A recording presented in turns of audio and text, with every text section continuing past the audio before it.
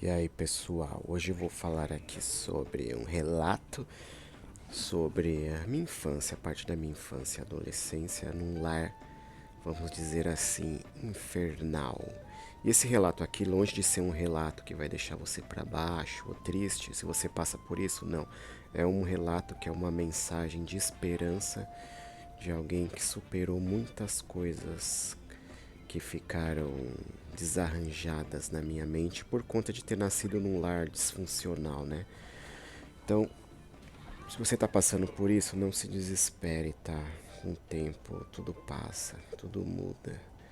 E você procurando ajuda médica no futuro, ou psicólogo, psiquiatra, você consegue desfazer muitos maus entendidos que ficaram dentro de você e que formaram sua personalidade, tá? Vamos do começo. Eu sou filho de uma mãe operária e de um pai operário também. Ambos trabalhavam na indústria, né? Nos tempos bons aqui do Brasil, que havia indústria pesada, que usava tecnologia de ponta aqui. Minha mãe trabalhava como metalúrgica, soldando circuitos, e meu pai também metalúrgico, mas ele trabalhava em empresas aí que produziam peças finas, peças importantes de motores, motores de caminhão, motores de carro. Então, tanto meu pai quanto minha mãe, né, naquele tempo do Brasil, é mais menos instável, né, no tempo da ditadura ainda, eles ganhavam relativamente bem, tá?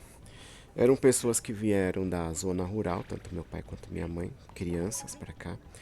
A minha mãe era uma fugitiva da própria família, porque ela perdeu os pais muito cedo e se viu jogada na casa de parentes, né? E você imagina, uma criança órfã não tem nada de romantismo igual a gente vê na Tiquititas. Minha mãe falava, minha mãe ficou em orfanato. Ela, quando ela passava a novela Tiquititas, ela falava assim, isso aí é só na novela, isso aí é romantismo. O orfanato não é um inferno, não é nada disso daí.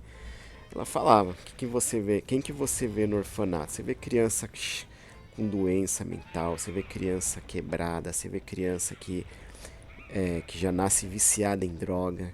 No ventre da mãe ela já é viciada nas drogas que a mãe toma. Ela já vem condenada a esse mundo por conta dos hábitos dos pais, dos avós alcoólatras crônicos. A criança já vem toda fodida por esse mundo. Minha mãe falava, eu fui parar no orfanato, minha mãe morreu no parto. Logo em seguida, alguns poucos anos depois, foi meu pai. Os irmãos dela caíram no mundo e ela, imagina, uma criança sozinha, jogaram no orfanato. Nenhum parente queria.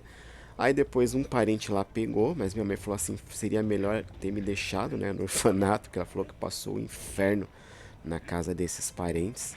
Ela me contava histórias horripilantes. Eu acho que por conta disso que se formou essa personalidade dela tão forte de querer, como é que se diz, querer controlar tudo ao redor dela. A minha mãe era assim, ou ela te controlava, ou ela te destruía simbolicamente falando, tá? Eu batia muito de frente com ela com isso. Então, minha mãe fugiu dessa casa dos parentes, tão logo ficou mocinha. Ela contava uma história que chegaram até a colocar fogo nos pertences dela para fazer ela sofrer. Pegava os pertences preferidos dela e jogava lá na fornalha, na lareira, sei lá, que tinha lá na casa. Então ela fugiu e foi estudar. Mesmo assim, uma vida, uma infância miserável, ela fugiu, adolescente, e veio parar em São Paulo, onde foi acolhida aí, acho que também por um meio parente também, alguns parentes ali da família dela, da parte de pai, eu acho que é o pessoal ali parece que eles eram judeus do bairro do Bom Retiro. Minha mãe ficou por um tempo como eles, como pária, né? Porque ela não era vista como pertencente à cultura deles e tal. E também, tão logo ela conseguiu, ela se fugiu deles e foi ter a vida independente dela aos 15, 16 anos. Olha só, já trabalhando, já desde os 12. Aí, só sei que vai resumir a história. Minha mãe, com 25 anos, já tinha casa própria, tá? Comprou um terreno e construiu uma casa própria aqui na periferia, nos anos 70.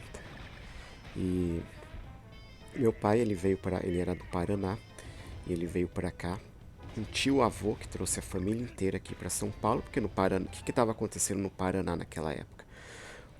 Cada família ali tinha uma pequena propriedade rural para subsistência mesmo. O que aconteceu? Começou a vir o agro. O agro foi crescendo, aquelas plantações enormes, foi engolindo tudo, comprando as terras desse pessoal aí. E o que acontecia com o pessoal que vendia a propriedade? Ele já não conseguia mais ter como subsistência, porque estava tudo se transformando na cidade e não tinha mais como fazer escambo, nem para quem vender. Então começaram a passar fome. Então a regra era: ou você vendia a sua propriedade para o dono do agro lá, da fazenda gigante, ia virar boia fria deles, ou você ia morrer de fome. Então foi isso que aconteceu com a família do meu pai. Perderam lá as pequenas propriedades de subsistência, viraram boias frias. Com a mecanização do agro, nem isso mais eles podiam trabalhar. Então, para não passar fome, vieram para São Paulo. Então esse tio-avô foi o pioneiro de trazer os jovens aqui para São Paulo. Minha avó ainda ficou morando lá no Paraná, né? Porque se conseguiu se aposentar e tal. E mas os filhos foram cada um para um local diferente. Meu pai veio parar em São Paulo, aqui no bairro do Brás, também que o pai dele era daqui, do bairro do Brás, né? Pessoal, da parte do meu pai, um pessoal lá da Síria, Turquia, Tunísia, um negócio assim. Então ele veio para cá com esse tio e ficou aqui. Trabalhou na Sabesp, trabalhou um monte de coisa e depois foi trabalhar como metalúrgico nessas fábricas de motor. Beleza. Lá pros 30 anos se conheceram, minha mãe casou com ele, tá? Olha que loucura, minha mãe aceitou se casar com um cara que não tinha nada, ela tinha um emprego. E ela já com casa e tudo pronto, aceitou se casar com ele. Casaram. Aí tá, tiveram eu, no final de 78, anos 70, 78. E é aquilo. Então eles trabalhavam muito, mas trabalhavam demais. Como eu falei, eu cresci sozinho nessa casa aqui. Eu e minha irmã. Quem cuidava da minha irmã era a vizinha. Os vizinhos olhavam ela, mas praticamente nós crescemos por conta aqui, né? Sozinho. Então meus pais eram assim, trabalhavam muito. Finais de semana, quando eles não trabalhavam, que tava junto, meu Deus, era briga o dia inteiro nessa casa. E não eram brigas como vocês imaginam, brigas normais não, tá? Eram brigas em que um dos dois destruíam móveis da casa, eletrodoméstico, porque para não bater um no outro, né? Então eles descontavam a raiva nos objetos. Então eu vi objetos sendo atirados na parede, objetos sendo destruídos, arremessados no chão, caceteados, dava um tiro nos objetos que aqui tinha arma. E era terrível você ser criança, observar tudo isso. Primeiro que você não entende o que está acontecendo. E depois você vê as pessoas tristes, as pessoas magoadas, com cara feia uma para outra, e você criança ali no meio daquela turbulência, tentando processar. Então, graças a Deus, apesar de tudo isso, eu ainda sou uma pessoa calma, sossegada. Não tento resolver nada na porrada, nem na pancadaria. Eu sou muito ponderado. Não deixei isso aí tomar conta de mim. Mas sim, isso aí teve um reflexo negativo na minha vida durante muito tempo. Sempre fui uma pessoa reclusa, uma pessoa antissocial, de não querer fazer aliança com ninguém.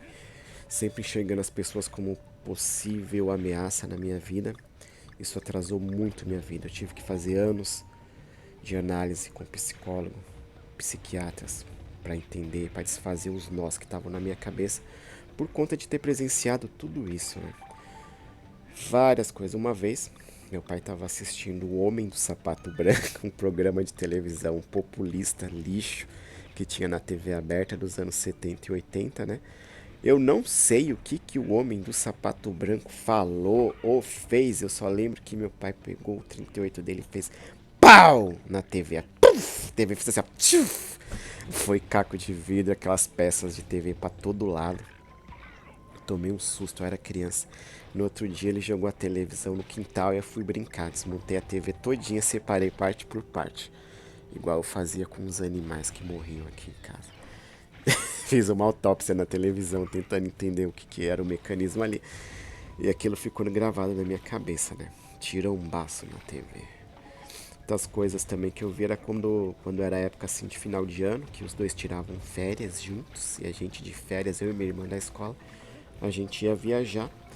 Sempre tinha uma treta antes dessa viagem. A gente com as malas prontas, tudo pronto, passagens compradas, as crianças felizes aqui, eba, vamos viajar, vamos curtir.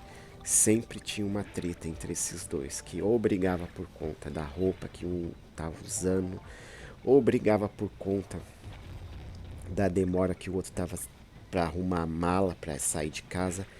E era terrível, a gente via aquela brigaiada, aquele pandemônio, a gente ficava, já estragava o clima de festa que a gente tava, já estragava as férias e várias vezes, quantas vezes eu não vi isso, um dos dois pegava as passagens e rasgava assim, picotava e jogava em cima do outro como se fosse confete. Aí eu pensava, putz, acabou nossas férias.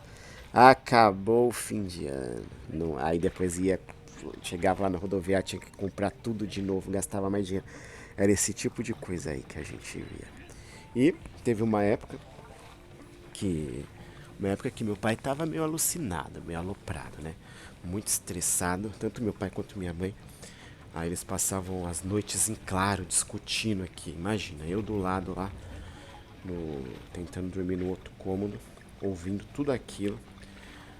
Uma das coisas mais leves que eu ouvia, a discussão dos dois, era meu pai falando que se minha mãe não tomasse jeito, não sossegasse, ele falava que ia, como é que é? Ia quebrar as duas pernas dela, depois ia serrar os braços, as pernas e enfiar o tronco dentro de uma mala e jogar no rio Tietê. Olha o tipo de coisa que eu ouvia. Absurdo. Então eu tinha que ouvir minha mãe falando que explodia a cabeça do meu pai com um tiro quando ele estivesse dormindo. Isso você criança ouvir isso, tentando dormir à noite, você ficava aterrorizado. Eu ficava aterrorizado ouvindo essas conversas à noite, os dois discutindo no quarto ao lado. E eu tentando dormir, eu suava frio de pavor. Aí no outro dia eu levantava antes deles, né? Era umas 4 horas da madrugada, eu ia olhar pra ver se os dois estavam vivos. Olha isso, eu entrava no quarto deles pra me certificar de que um não tinha matado o outro, né? Morrendo de medo. Aí eu via, eu molhava meu dedo assim no cuspe, colocava assim nas narinas do meu pai e da minha mãe pra ver se o ar tava saindo. Eu sentia o ar batendo no meu dedo. Eu falei, não, tão vivos. Um não matou o outro. Mais um dia, tranquilo. Aí eu cresci assim, tá? Pra vocês entenderem. E isso aí fez muito mal pra minha personalidade. Eu cresci. Eu cresci com medo das outras pessoas, tá? E também com muito medo de que alguém entrasse na minha. Quando eu tava mais novo, né? Mais jovem, que alguém entrasse na minha vida e fizesse isso comigo. Fosse desse humor instável como os dois tinham. Mas eu me relacionei com várias garotas. Mas foi difícil, tá? Aí pra vocês entenderem. Conforme os anos foram passando e os dois foram envelhecendo juntos, eu percebi que um começou a ficar mais tolerante com o outro e um começou a entender melhor o lado do outro, entendeu? Então as brigas foram diminuindo de frequência, também foram diminuindo de intensidade. Eu comecei a ver que um tava mais carinhoso com o outro, porque assim, ó, vou falar pra vocês, quando criança, eu nunca vi meus pais trocando carinho ou palavras afetuosas. Nunca vi um pegando na mão do outro, nem beijando, nem abraçando, nem nada disso. O que eu cresci vendo eram dois inimigos ferozes, completamente diferentes, prontos, um pronto para matar o outro a qualquer momento. Foi isso que eu cresci. Esse que foi meu modelo de família, tá? Mas como eu falei, com o tempo, conforme eles foram envelhecendo, tudo isso mudou. Eles ficaram. Os dois modificaram os comportamentos, tanto meu pai quanto minha mãe. Eles não foram em psicólogos, tá? Não foram em médicos. E quando estavam ali na casa dos 65, 60 anos, amenizou por completo. Um casal harmonioso que começaram a fazer as coisas juntos. Já não brigavam, já não discutiam, não tinha mais. A violência sumiu praticamente. Isso foi estranho. Eu achei muito estranho isso. Eu até estranhei. Mas eu já estava saindo de casa praticamente, né? Eu já estava indo embora, tava noivo, tava casado, já tinha ido embora de casa. E os dois mudaram completamente. Foram até numa casa de joias, fizeram novas alianças com brilhante de diamante, os dois, né? Eu até achei bonito aquilo. Começaram a viajar juntos, coisa que eles nunca fizeram, para casa dos parentes. Começaram a fazer coisas juntos que nunca tinham feito. Eu comecei a ver os dois abraçados, os dois trocarem beijos, dar as mãos, assistirem televisão junto, coisa que eles nunca fizeram na vida, no sofá. Mas isso aí durou pouco também, né? Porque depois, eu acho que uns 10 anos depois, aí minha mãe faleceu, né? Mas é isso, eu falei pra vocês aqui. E eu, como isso daí me fez sofrer muito na minha adolescência e juventude. Fiquei uma pessoa reclusa, não gostava de sair, não gostava de fazer amizade com ninguém, que eu temia de das pessoas terem um comportamento estável como o dos dois que eu vi aqui em casa. Isso aí me causou muito problema, tá? Eu sofri demais. Mas como eu falei, procurei ajuda médica, fiz análise, fui no psicólogo, no psiquiatra, resolvi várias questões, desmanchei várias crenças que tinham dentro de mim. Tanto que hoje eu sou casado, né? Isso aí também é outro problema que eu tô enfrentando aí. Puta merda, é o meu pai, cara, o velhinho. Se apaixonou por uma GP que tem o periquito tatuado e que não quer mais saber dele. Porque assim, GP é GP, né? A GP, ela. Que a GP quer? Qual que é o objetivo dela? Arrumar os caras pra dar dinheiro pra elas, pra bancar o luxo, os hotéis, as viagens pra Balneário Camboriú. E meu pai não tem essa condição toda, entendeu? Então uma hora o dinheiro acaba, fica endividado, aí elas não querem mais, sempre vão pro cliente que tem mais poder. Então aí pronto, o cara se ficou apaixonado pela GPzinha lá, GPzinha não quer mais, agora o cara tá entrando em depressão. Vê se pode isso. Isso que eu falo pra vocês, enquanto vocês são jovens, se respeitem, não vão procurar essas mulheres. Você quer ter um relacionamento? Tenha. Ah, mas eu tenho medo, não sei. Então tenha um relacionamento de momento, né? Que se fala sexo casual. Façam isso e se protejam, mas não fiquem saindo com essas mulheres. Isso daí passa karma ruim pra vida de vocês, tá? Cada pessoa com que você se deita, você vai compartilhar dos laços kármicos dela, tá? Vai ficar grudado em você. Parte daqueles laços vai passar por todo aquele bolo, você vai se afundar cada vez mais. Isso daí. Então se respeitem, se cuidem, se conheçam, tenham hobbies desde da juventude para quando vocês ficarem velhos, vocês não verem o sexo como um refúgio, porque a gente sabe que a gente vai morrer. Então, o que é a vida? É a gente fazer coisas enquanto a gente tem forças para a gente aproveitar, se divertir, crescer junto com as pessoas, aprender. E a pessoa que não faz isso, aquele medo tá ali por trás dela, ó, você vai morrer, você vai morrer. Então ele só desconta no sexo, desconta nas drogas, vai tudo atrás desse monte de ilusão.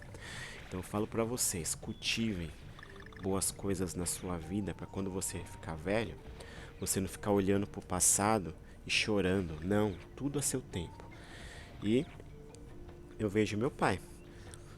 Tem um livro budista que fala que o homem que não cultiva seu espírito e não busca o supremo, quando chega na velhice, eles ficam iguais arcos reais em ruínas, deplorando o passado, né? Arcos que fala é aqueles arcos que os reis e rainhas, os imperadores romanos erguiam, né? Para relembrar uma vitória, uma batalha, uns bons tempos. Então, ficam iguais esses monumentos abandonados em ruínas aí, que lembram de um passado que era glorioso e que agora não é mais, né? Então, cultivem o que há de melhor dentro de vocês. Seu corpo, tudo bem, o corpo é perecível, mas ele é como um templo, onde habita o conhecimento supremo. Se você não cuida dele, meu amigo, quando você chegar na velhice, você vai sofrer demais, tá? E é isso.